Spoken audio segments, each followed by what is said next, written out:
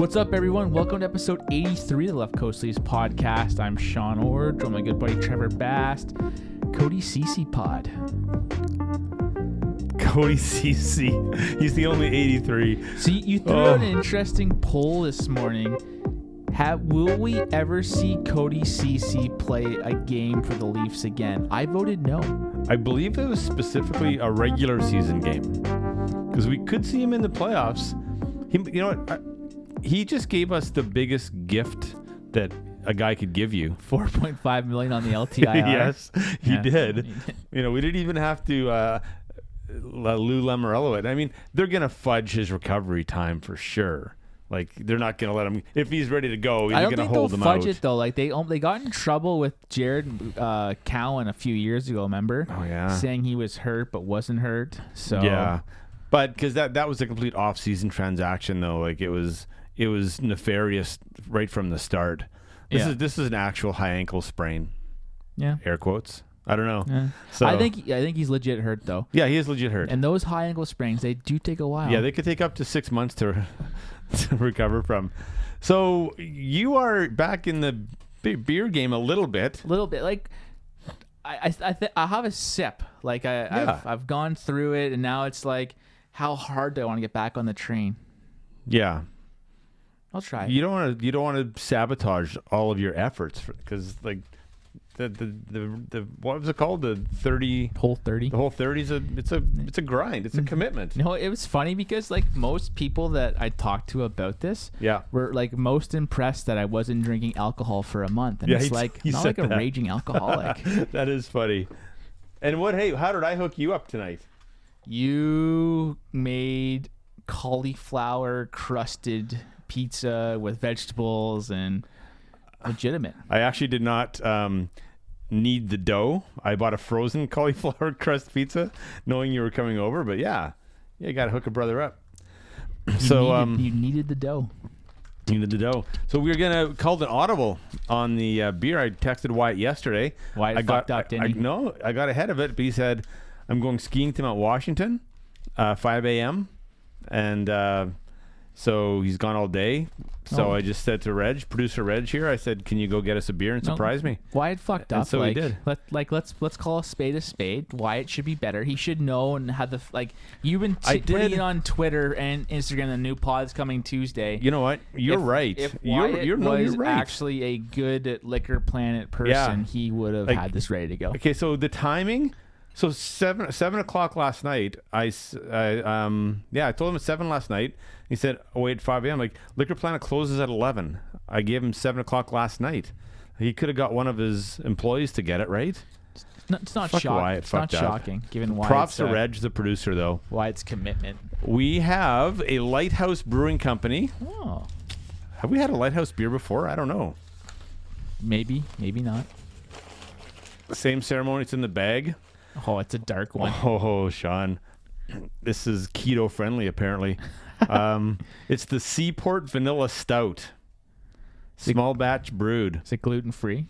5.5%. So, it's a normal alcohol volume stout. Usually stouts are much, much higher. Can be. You're gonna read it, eh? I am. Wow. I'm gonna read okay? There was a brewery description. Aha. Set sail for Madagascar. This easy drinking stout harbors real Madagascan vanilla beans to complement the rich roasted malt notes of chocolate and coffee. Well balanced with a rich mouthfeel, I love that word, and hint of sweetness, all anchored by that aromatic African vanilla. My mouth is watering. You're excited? This checks all the boxes for me. Here, you pour how much you want first. The only thing about getting the beer as a surprise is it would be nice to be able to get the beer, take some photographs with it and stuff like that for the social. But with the nice dark, especially a nice dark beer. I think you're fine. You think I'm fine? I think you're good. We just witnessed the miracle tonight. What's the miracle? Arizona game. You know what? That was goalie interference in overtime. Big 2 points to. That was happy. Big 2 points. we don't do game recaps. It's not in our collective agreement, but we have to admit we did watch the game together tonight. And yeah, I mean, for a team with the flu, a team without their starting goalie, 5 out of the last 6 points, they kind of have looked weird at times, done some strange things. One shot on goal in the third period of a Saturday night game against Montreal. But 5 out of 6 points. I mean, I'll take that. Every 6 points, I'll take 5. If Hutchison was playing in net, we're probably not getting 5 points. No. And it should have been, well, minus that third period, it should have been 6. That third period in Montreal was a fucking disgrace. Yeah, it was a disaster. If they played the way they should be, it should be 6 points right now. 100%. And you know what? I am much, much more confident with our backup situation now. Me too. Oh, that almost came back on you there. Me too. Wow. Hey, stuff happens. But yeah. I mean, I tried to defend Hutch. Like, I really did. I tried to, like, nice guy, break down every goal as not being his fault and stuff like that. But then he's done. We get another guy and he comes in and it's just like he stops those shots, right? Yeah.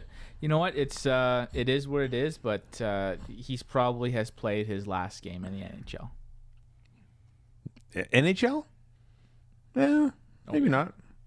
I think he gets another shot. He posted like an 880 save percentage. Oh yeah, I mean, there's a lot of guys that get second chances off that, and he has enough of a NHL resume that, I mean, there's going to be another team coming in. The pool gets shallower in a couple of years. Like, yeah. So you want to talk about the trade a little bit, and like after that game in New York, I was on PVR watching it, and I stopped watching. It was so bad, and I went live, and like at that point your goalie, you need a save. Like, he wasn't that, and I'm so happy that like the trigger was pulled like within half an hour. What was the setup of that game? Was it like 1-1 after the first? 3-1 after the first for the Leafs? No. Okay, so but at some point you texted me and said just starting it on PVR, and I said, what did I say? Fast forward liberally. I said, yes. I said, is it worthwhile? Yeah, that's right. And I said, fast forward liberally.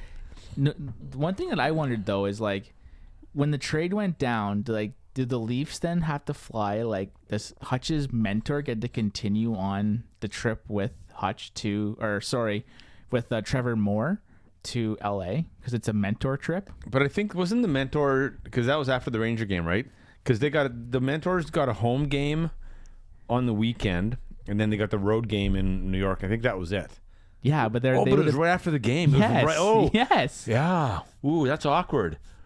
I wonder who his mentor was. That would be awkward. But like, do you have to imagine? Do you have to pay the airfare for the mentor as well? Like, honestly, like Hutch is the one that fucked up, and Moore's mentor took all the damage. Yeah. That'd be awkward. I bet you the other mentors just totally hooked that guy up or girl up and just went out and just got shit faced in New York and like, come on, brother, let's go. And they didn't even drive Trevor Moore to the airport. But his mentor just ditches him in an Uber in Manhattan. A California kid, though, so he's got to be happy. Has he put up anything with the Kings? I haven't seen. Scored a goal. Okay, nice. But let's talk about Jack Campbell though. Like that contract. Can you call him Soupy, please? No. I'm. This is the thing for me. Ilya Mikheyev is soup. Soupy. Any variation of soup, that's Mikheyev. Like, he was here first. Like, very childish of you. No, we got to find Campbell. Like, soup for a guy named Campbell is like too easy. That's been his nickname his entire life. Yeah, maybe. But they don't even have Campbell's products in the States. It's a Canadian company. Are you sure? No, I'm not sure. I have no idea. You sounded pretty sure. Does Andy Warhol's paintings have Campbell soup in them? They're all Campbell. Yeah. Okay, listen to the educated guy. He knows. But no, I just feel it's weird having two soups. I think there could be, when Mikheyev is back, there could be some lack of communication on the ice. It could be a problem. We need a new nickname for Campbell. But are you thinking at all that he could be our solution beyond being our backup one day? Maybe. I think so. Like, he was a 11th overall pick. He highly touted prospect. He went down all the way down to the ECHL. He's proved himself. I think it's potential. He's 28. I think it's a great pickup. Signed for 2 more years at a great contract price. Yep. I think it's. I'm happy. Mm-hmm.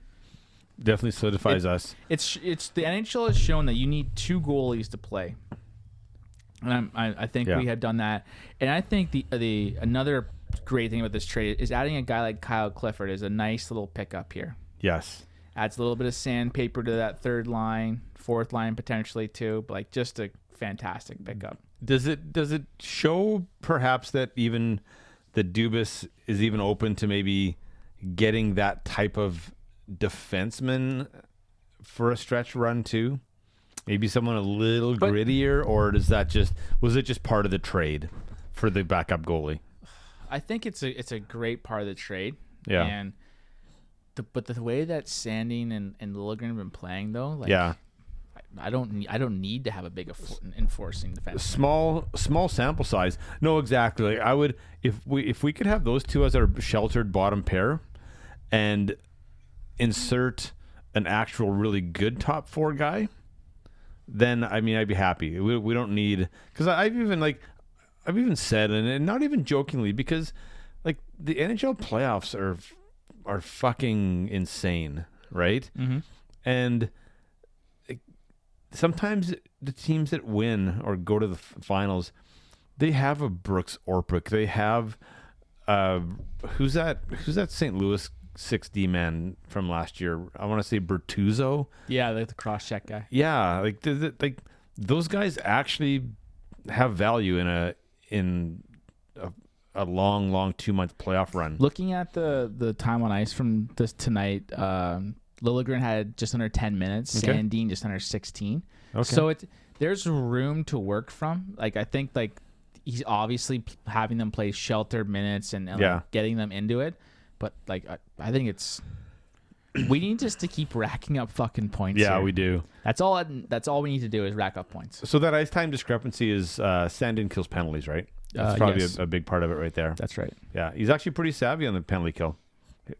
Has good body position, knows where to stand, but in a good way, not like Ron Hainsey. Although I think I might take Hainsey back today. But what do you? How do you predict the future of Tyson Barrie? Kind of redeemed himself tonight. Yeah, good game. Good game. He's got an assist. He's a solid defenseman. Like he made that error on Saturday night with the slap shot. And it's just like he made the 2, the pinch late that didn't come back to haunt them. I think for me, the difficulty is that we have him at 50% of his cap hit at 2.5 or whatever, and I just don't see us bringing in a 2.5 million defenseman that is better than what we have, unless the LTIR comes into effect. That's right. I mean, and I know you've always preached that aspect of Barrie, but there's got to be with his salary, is his good cap hit, but there's got to be a point where you just need a guy to be reliable back there. Well, like right now, he's playing 23 to 25 minutes a night, though. Like we already don't have Riley. And I think that's like there's always such a fine line in the NHL. Like you can have defensemen, and if they play 3 minutes more than they should be, your team is worse, right? And I mean, and sometimes they say, well, injured players shouldn't affect your team. It's next man up. But where they do affect your team is maybe not missing that guy, but another guy having to take on too many of the wrong kind of minutes. And I think that's where Barrie's at right now. Just too many of the wrong kind of minutes. I think our lineup is just so out of balance right now without having a number 1 D-man in Morgan Riley playing. It just losing that 25 plus minutes a night is you can't plug that. Like, and it's people are being played and more than they should be. And you know what? We just need to get Riley back healthy. Yeah. And like I said, we just need to keep fucking racking up points. I would actually be really open to seeing maybe Riley take some first power play reps when he comes back. Maybe I think his judgment is maybe a little bit better. But like a little more conservative, but they have one of the top power plays now, though. Yeah, it's rolling along. But it always goes back to my tennis analogy. Like, you can be good but you got to be good when the moment matters. And today, they had some pretty shit power plays, and they didn't score, and it cost them a regulation win. It could have cost them the game if that goalie interference. It's like sometimes it's time and place, not like, oh, look at that awesome year-long percentage. It's like now's go time. Yep. Right, and that's where the big guys we're coming down money. 25 games to go, and it's just keep grinding, keep plugging away, keep racking up points. I put up on Twitter last week that I feel that this team's going to go on a 15-game run to end the season. Winning streak? Maybe not winning streak, not the Raptors, but I think they get hot for 15 games and make the playoffs. It looks like Tampa's is going to overtake Boston. I think they will. And Boston's going to finish second in the division. I know. It's fucking going to happen. I looked at the standings this morning, actually, and I actually couldn't believe that Boston was so far ahead of us. They have like a teens lead on us right now. It's crazy. Yeah, it's 10 plus. Like right now, Tampa's 11 points ahead of us. Boston's 12. So we all at the same amount of games. So it is what it is. Like we just need to make the playoffs. Anything can happen. Anything is possible. We haven't had our fucking lineup together for one game this year. No. One game. Haven't. And look at us. We had a shit start to the season, 500 after the first 22 games. We don't have to be a dead horse, but the coaching decision was poor. I don't know if we're a contender. I don't know what we are right now. I guess you could get hot if you make the playoffs. Since Keefe has come back or come into the coaching, I don't think teams are going to want to play us if we make the playoffs. No. Boston wouldn't care. They don't give a shit. They know they're in our heads. So I think Boston was like, let's just go again. Let's do this again. It's like Vancouver and Chicago. Yeah. It's never going to go away until you actually slay the dragon. Until Burrow scores in Game 7 in OT. Until that actually happens, until we beat Boston, it's going to be that no one's going to think the Leafs can do it. The Leafs played Nylander, Marner, Matthews together tonight. I didn't like it. You didn't like it? No. They put on some pretty good pressure in that third period. Is it too imbalanced for you? I would rather. I really liked the Tavares Nylander connection with Hyman. Mm-hmm. I think you don't need that type of player like Matthews and Marner. They don't need Nylander. I'd rather see Andreas Johansson up there. Would you? Yes. With Tavares and with Marner and Matthews. And then Hyman, if you can't have Soupy, I guess he's a goalie.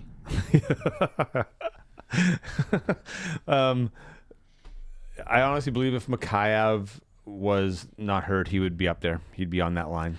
No, he is hurt though. I saw he's back skating now. Yeah, but he's still at least a month and a half away from being reassessed. Correct. Yes. So it doesn't even matter. No, he's out. He's out for the year. Playoffs, everything probably. Oh yeah, why even risk it if you're him?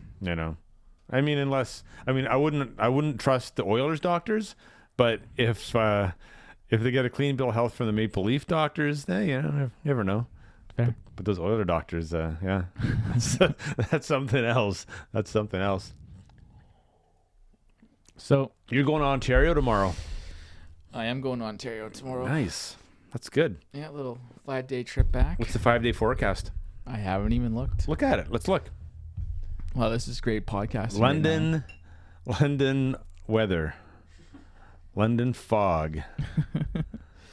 Not bad.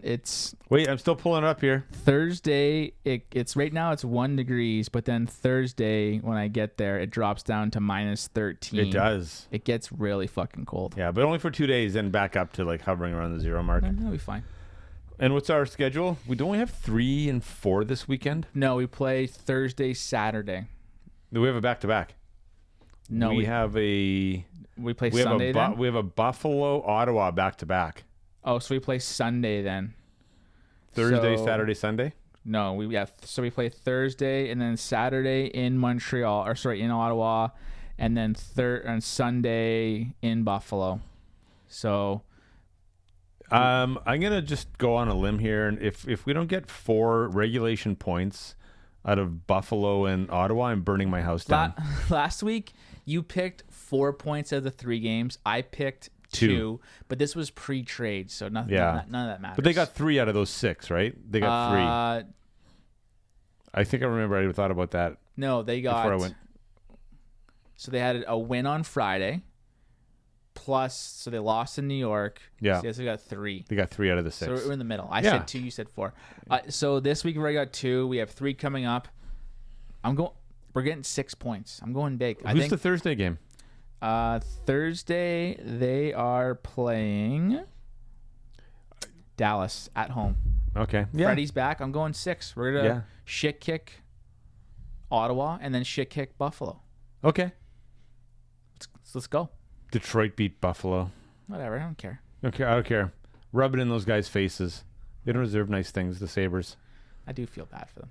Oh, but those Canuck uniforms last night, speaking of 50th anniversary teams, Buffalo's the 50th. See the Canucks with the black Old uniforms school. with the skate logo last night? That's cool. That was pretty sick. Sedins get their numbers retired, or go in the Hall of, or the, whatever they call it, the Ring of Fire. Ring of Honor? The Ring of Fire? Tomorrow night. That's a hemorrhoid commercial. How did they not do it last year? Come on, Jim Benning. Like, why would you even wait a year? Oh, let's just give it a year. Like, it should have been their last game that they put those guys in the Ring of Horror. The Ring of Horror. Speaking of teams that haven't won a cup in 50 years, Buffalo, Toronto, Vancouver. That's not very fucking nice company for us, is it? No. Got to do something about it. I thought about something really like that I don't want to talk about today. But I thought, are they going to win a cup during this era for us? Like, no, anyway. we're not getting into that now. No, but I thought about that. I was driving home, The listening sip of to beer I had Bonesy. was good. I enjoyed it. Well, you know what I think about a chocolate stout. It's a Matthews on opening night. Yeah, it's a Matthews on opening night. I wonder if you just got like pissed drunk on one of these, like what you'd be like the next day. You'd probably be hungover. Like you'd be shitting through the eye of a needle if you had like 7 bombers of a stout. You would puke. You would puke. It's heavy beer. It is heavy beer. Yeah, I could never do that. Anyways, I digress. So 6 of 6 points coming up. That's your prediction? I'm going with there. Freddie back Thursday for sure. I'd say. Freddie plays 2 of 3. All right, you heard it here first, folks. We'll see you in about a week. Go Leafs, go.